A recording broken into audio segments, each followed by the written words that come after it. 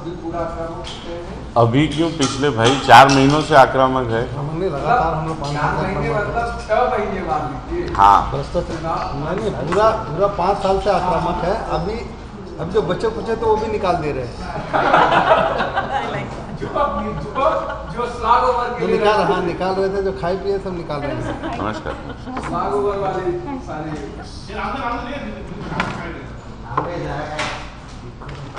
तो खाना बंद कर देंगे, हम लोग निकालना बंद कर देंगे, है ना। तालिबान तो हमारा बंद हो। नमस्कार। आज एका विशिष्ट विषयासाठी आपल्यासमोर मी आणि माझे सहकारी महानगरपालिकेत पक्षनेते विनोद मिश्राजी, नगरसेविका हर्षिता नार्वेकरजी, नगरसेविका रेणू हंसराजजी आणि बेस्ट समितीत आमचे सदस्य सुनील गणाचार्यजी आहोत। पर्यावरण मंत्री आदित्य ठाकरेजी यांना मला काही प्रश्न विचारावेत असे वाटते। मुळात 900 ई बसेस विद्युत गतीने भाड्या तत्वावर याचा कंत्राट करण्याचा डाव हे मुंबईकरांसाठी आहे की एक विशिष्ट कंपनी कॉजेस ई मोबिलिटी प्रायव्हेट लिमिटेड या कंपन्यासाठी आहे। केंद्र सरकारने राष्ट्रीय शुद्ध हवा वायू अभियानासाठी एक निधी महाराष्ट्र शासनाला दिली होती आणि 31 मार्च 2022ला त्या निधीपैकी 3300 कोटी रुपये हे लॅप्स होणार आहे आणि म्हणून एकंदरीत 3600 कोटी रुपयांचा हा कंत्राट विशिष्ट ठेकेदाराच्या भल्यासाठी भरला जातोय असा आम्हाला संशय आहे, असा आमचा आरोप आहे। मुळात डिसेंबरमध्ये 200 दुमजली वातानुकूलित ई बसेसची भाडे तत्वावरती घेण्यासाठी बेस्टने निविदा काढली होती। निविदा काढताना तर 200,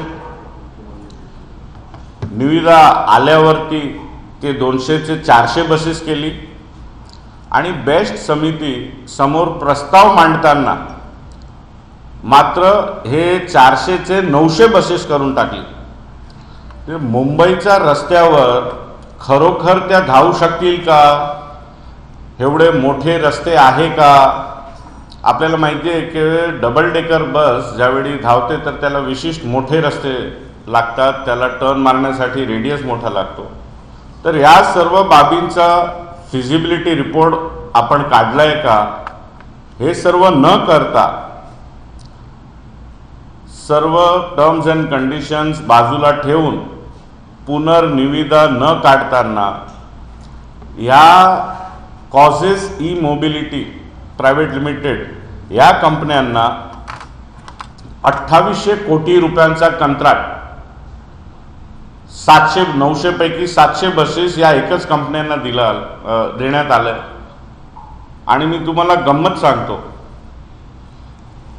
कॉजेस ई मोबिलिटी कंपनी याचा भाग भांडवल म्हणजे या कंपनीचा प्रायव्हेट लिमिटेड कंपनी आहे, पेडअप कॅपिटल हे फक्त 1 लाख रुपये म्हणजे ज्या कंपनीचा पेड कॅपिटल 1 लाख रुपये आहे त्या कंपनीसोबत बेस्ट 2800 कोटींचा कंत्राट करते।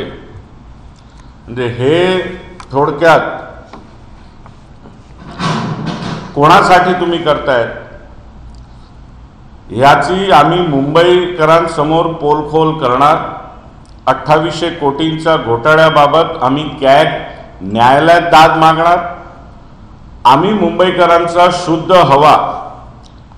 हवेत श्वास घेण्यास हक्क तुमचा घोटाळ्याला हिरवू देणार नाही। आणि ही खरेदी फक्त आपण कंत्राटदारासाठी केली आहे का, हे मुळात आमचा प्रश्न आहे।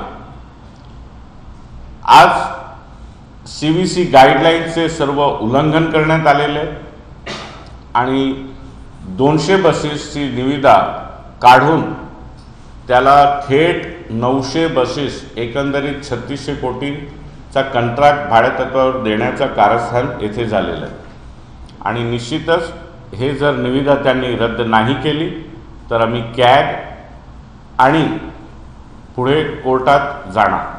आपले प्रश्न हिंदी पर्यावरण मंत्री श्री आदित्य ठाकरे जी से मैं एक प्रश्न पूछना चाहता हूं कि 900 ई बसेस इतनी जलद गति से भाड़े पे लेकर के मुंबई करके पैसे को एक विशिष्ट कंपनी कॉजेस ई मोबिलिटी प्राइवेट लिमिटेड इनके जेब में डालने के लिए आपने किया है क्या? केंद्र शासन ने राष्ट्रीय शुद्ध हवा अभियान अंतर्गत मुंबई शुद्ध हवा अभियान के लिए एक विशिष्ट निधि दी थी. यह निधि में से 3300 करोड़ रुपए ये 31 मार्च 2022 को लैप्स हो जाएंगे. मतलब ये निधि ऐसे ही पड़ी रही, इसका कोई इस्तेमाल नहीं किया, हमने इसको खर्चे नहीं किया और अब 1.5 महीना बचा है, ये निधि लैप्स हो जाएगी. बेस्ट ने मुंबई में इलेक्ट्रिक डबल डेकर बसेस की भाड़े पे लेने के लिए निविदा निकाली थी, टेंडर निकाला था और यह 200 बसेस का था. टेंडर भरे गए. टेंडर भरने के पश्चात बेस्ट को लगा अरे नहीं, हमको 200 नहीं 400 बसेस लेनी चाहिए. 400 बसेस करने के बाद बेस्ट समिति के सामने जब प्रस्ताव रखा जाता है मान्यता के लिए तो उसका 900 बसेस कर दिया. मतलब CVC गाइडलाइंस मानो इनके लिए बनी ही नहीं है. सभी CVC गाइडलाइंस का उल्लंघन करते हुए रीटेंडरिंग न करके 900 बसेस का कॉन्ट्रैक्ट इन्होंने इसको मान्यता दे दी और कॉजेस ई मोबिलिटी प्राइवेट लिमिटेड ये कंपनी को 700 बसेस भाड़े पे लेने का काम 2800 करोड़ रुपए में दिया गया. इसमें सभी नियमों का उल्लंघन है. मुंबई करो की जो शुद्ध हवा सांस लेने का जो अधिकार है इसमें भी आप घोटाला करेंगे, हम यह होने नहीं देंगे. और आपको मजे की बात बताऊं तो यह जो कंपनी है कॉजेस ई मोबिलिटी प्राइवेट लिमिटेड जिनको 2800 करोड़ का कॉन्ट्रैक्ट हम दे रहे हैं, उस कंपनी का पेड अप कैपिटल सिर्फ 1 लाख रुपए है. मैंने जो आपको सब डॉक्यूमेंट्स दिए हैं उसमें आप देख सकते हैं कि कॉजेस ई मोबिलिटी का पेड अप कैपिटल सिर्फ 1 लाख रुपए. मतलब जिस कंपनी का पेड अप कैपिटल 1 लाख रुपए है उसके साथ बेस्ट ने 2800 करोड़ रुपए का करार किया है. तो हम सब समझ सकते हैं कि इतनी गाय गड़बड़ी में इतना बड़ा कॉन्ट्रैक्ट टेंडर निकाले बिना आप कॉजेस ई मोबिलिटी के जेब में क्यों डाल रहे हैं. और निश्चित ही इसमें बहुत बड़ा भ्रष्टाचार है और इसकी राशि करोड़ों में जाती है.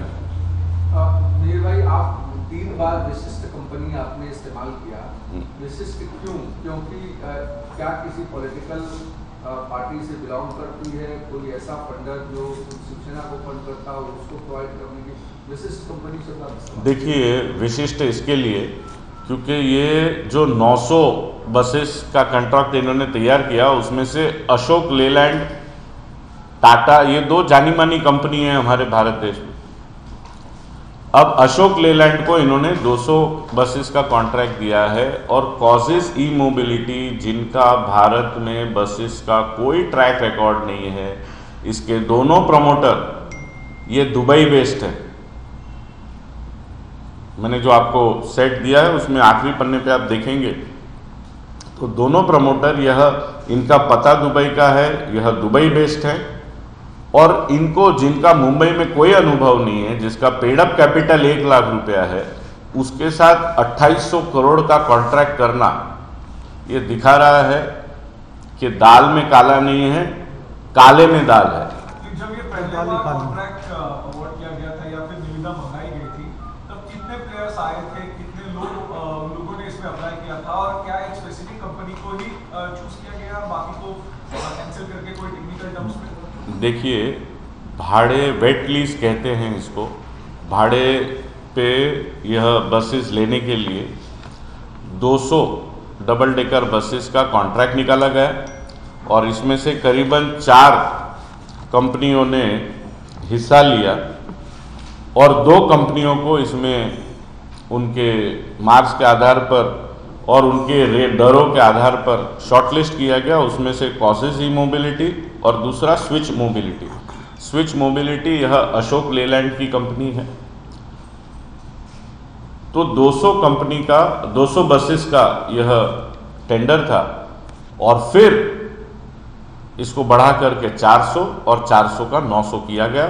31 मार्च 2022 को 3300 करोड़ लैप्स होने वाले थे, तो पूरा जो राशि थी केंद्र की, वह एक ही काम में, हम जिसको कहते हैं गाई गड़बड़ी देने का, और हैप हैजर्ड वे में यह कॉन्ट्रैक्ट उसको दे देना, जो भी इनका कमर्शियल डील हुआ होगा।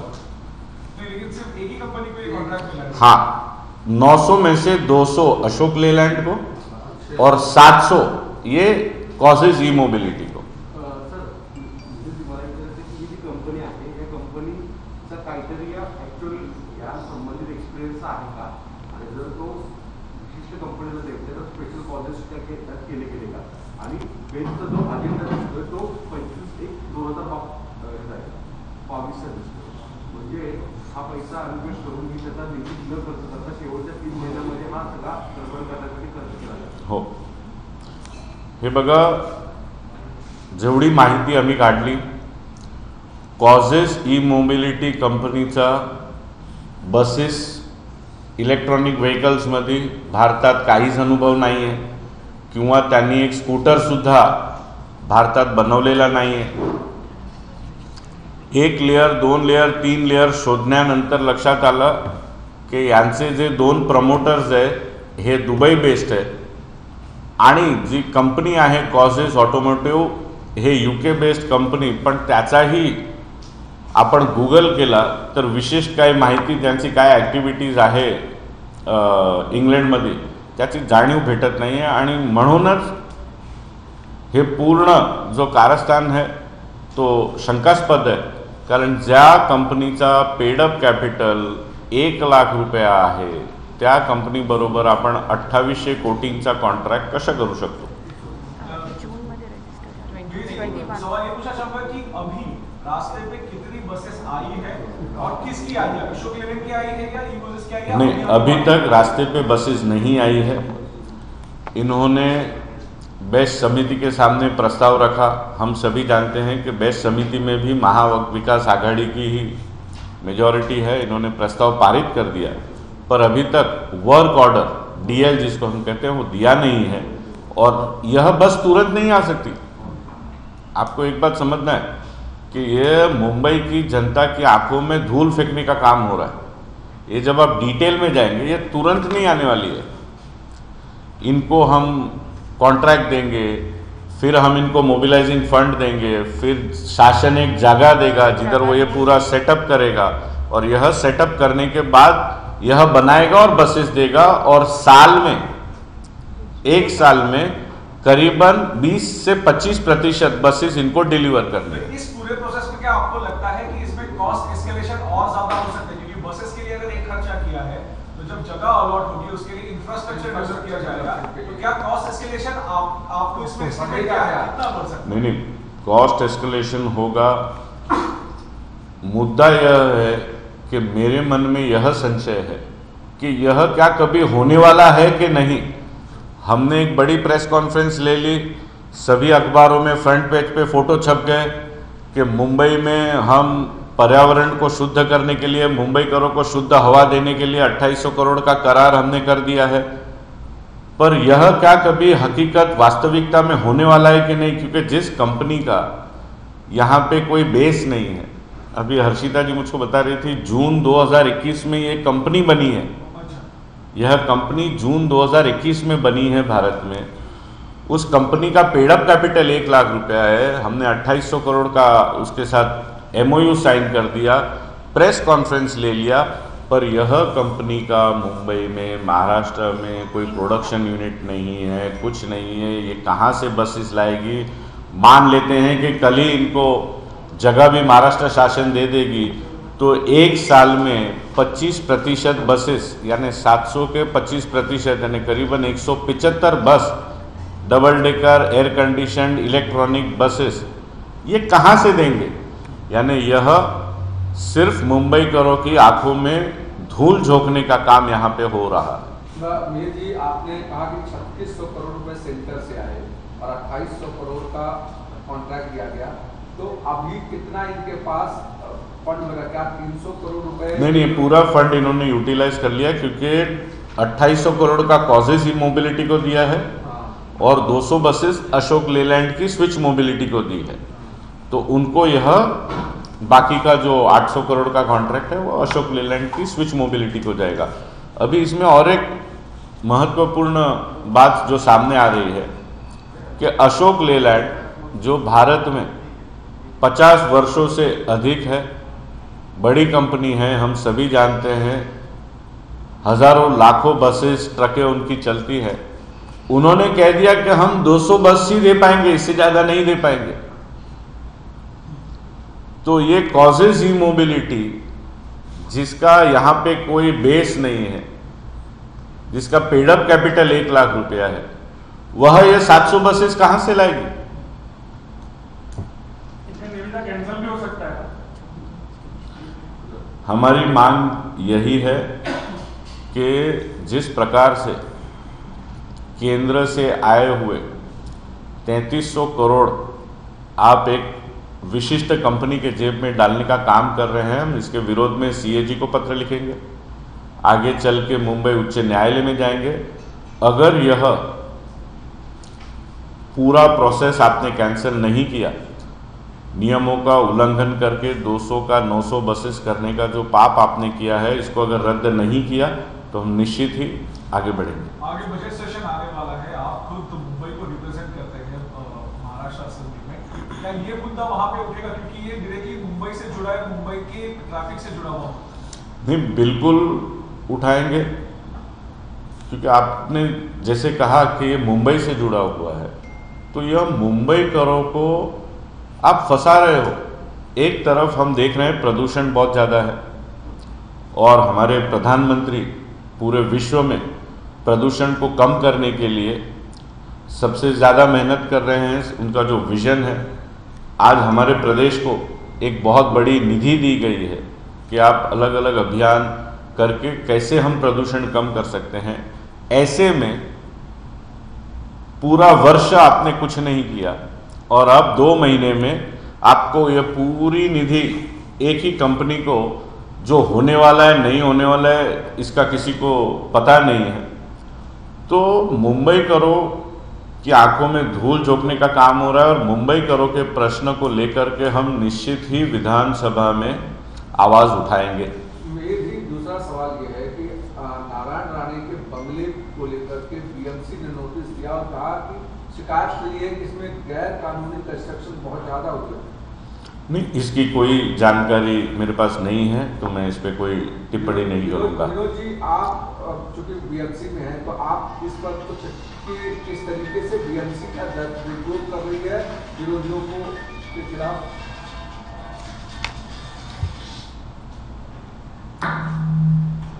मैं भी मीडिया के माध्यम से पता चला है, उसकी जानकारी लेता हूँ। लेकिन जब से महाविकास आघाड़ी की सरकार आई है, लगातार जो इनके खिलाफ आवाज़ उठाते हैं, चाहे मीडिया के लोग हों, चाहे सोशल मीडिया के एक्टिविस्ट हों या राजनीतिक लोग हैं, इन्होंने उनको किसी न किसी माध्यम से टारगेट करने का काम किया है। नोटिस भी अगर आई है तो मुझे लगता है कि एक प्रतिशोध का भावना होगी। और वहीं पर मेरा सवाल है मुंबई महानगर पालिका के आयुक्त महोदय से, मुख्यमंत्री महोदय से और आयुक्त महापौर महोदया से कि लॉकडाउन के अंदर 85,000 अनऑथराइज बांधकाम हुए। मालूम नहीं एक पैटर्न चला जो पूरे मुंबई में प्रचलित है। यहाँ पे मल्टी स्टोरी के लिए मुंबई में जाना जाता है कि मल्टी स्टोरी बिल्डिंग मुंबई के अंदर है, लेकिन मल्टी स्टोरी झोपड़े यहाँ पर बने और गिरने की वजह से हर साल 20 लोग, 25 लोग, 50 लोगों की डेथ होती है। उस पर कार्रवाई कब होगी? और आज हमारे मलाड के अंदर हाईवे के ऊपर टॉयलेट बनाया जा रहा है। MMRDA ने स्टॉप और दिया है, लेकिन महाडा सुन नहीं रही है। मुझे लगता है कि जो अधिकारी बैठे हुए हैं, सत्ता आती है जाती है, लेकिन वो जो एक शिवसेना के शाखा प्रमुख की तरह काम कर रहे हैं, काम को बंद करना चाहिए। न्यायालय भी है, न्यायालय के पास जाएंगे और इनका जो भी प्रतिशोध वाली भावना से काम कर रहे हैं उसके लिए हम लोग न्यायालय में न्याय मांगेंगे। एक सवाल आपसे, आपने कहा कि ये जो ई-कॉजस कंपनी जो है उनके ओनर जो है दुबई बेस्ड है। फिलहाल हमने देख रहे हैं पिछले 10 सालों से मेक इन इंडिया का एक ट्रेंड चल रहा है कि भारत में ही हर चीज बननी चाहिए, भारत में ही मैन्युफैक्चर होनी चाहिए। बहुत से स्टार्टअप जो है वो महाराष्ट्र में नहीं लेकिन भारत के अलग अलग राज्यों में आ रहे हैं और ई व्हीकल में ज्यादा इंटरेस्ट उनका है, ई व्हीकल में उनका प्रोडक्शन है।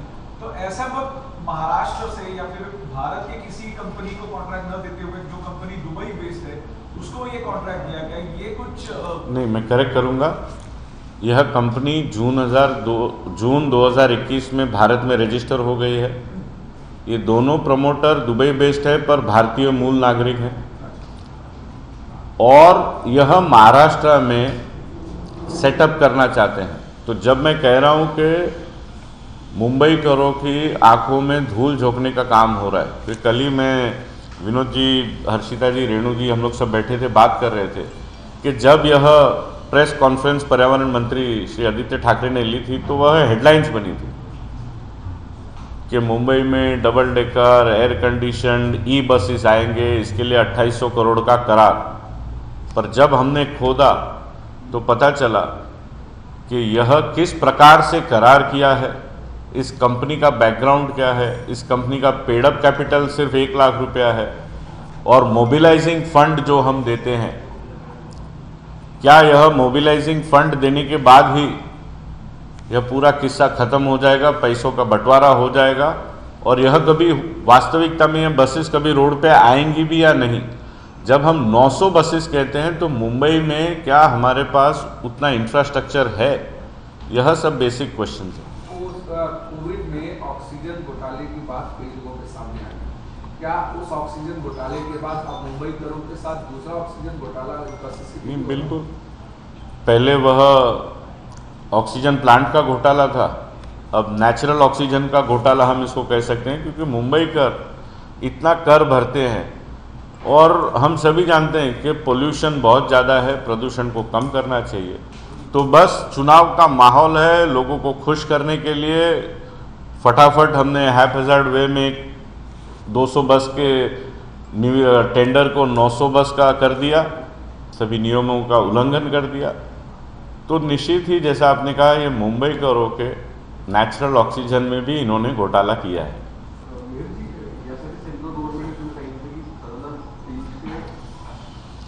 रौनक जी जरा मास्क काढून सांगा ना, मला ऐकायला येत नाही। 3,600 कोटी रुपयाचा निधी सेंट्रल गव्हर्नमेंटने दिलेला आहे। हो, सेंट्रल गव्हर्नमेंटचं तुमचंही आहे, तुम्ही या संदर्भात सेंट्रल गव्हर्नमेंटकडे CAG ला पत्र लिहिणार। जर यांनी निविदा रद्द नाही केली तर आधी CAG ला पत्र लिहिणार।